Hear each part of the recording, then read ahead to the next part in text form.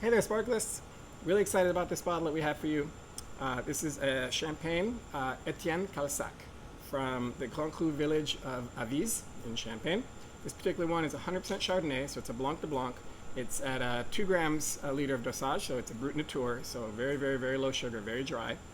And just an amazing quality, amazing champagne. This is an amazing producer. I'll talk about it in just a second. This particular bottle, I had an open bottle, but I finished it. So before I could make the video, sorry.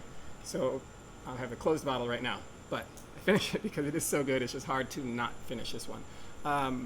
Right on the nose, right, and within the glass, you have aromas of green apples and citrus and white flowers and cream and a little bit of toastiness, and it's a really, really great example of a Blanc de Blanc. And part of that is some of the soils that this grapes come from.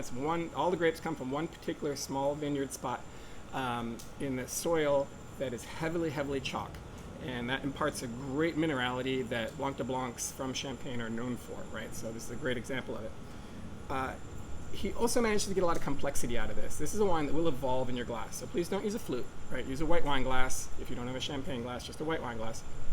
And you'll notice that it evolves, right? Over 15 minutes, over half an hour, right? It will evolve. And it's always great to see that. And that's a really good quality, shows a really good quality when it evolves to become better, right? It's not that it goes downwards.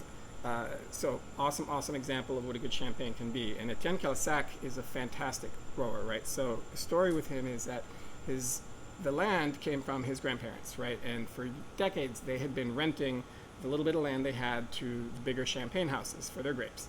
And so, which is very common with the farmers in Champagne. At 26 years old, Etienne took over, and this would have been in 2010. He was 26 in 2010, he took over. And he immediately set about wanting to express the land where these grapes came from, because they're really, really, really high quality vineyards and some of the best parcels and plots in Champagne. So he immediately began the conversion to going organic, eschewed all chemicals of any kind, right, and did everything he could to get the land to speak for itself and come through in the flavor of the bottle. So that's what you're getting. In a very short time, he became very well known, very renowned for what he was doing and the quality he was making. The problem with that is the land that he got, the land his grandparents had, it was only 3 hectares. Very small producer, less than 7 acres, right? So there's not a lot of production here. The production levels are very small. Quality level is super high. These bottles are very in demand, so they can be hard to find. So I'm very happy and very glad to have been able to procure some for our Sparkle-ist members. Very excited to have this, and just an awesome example of what a good champagne can be, right?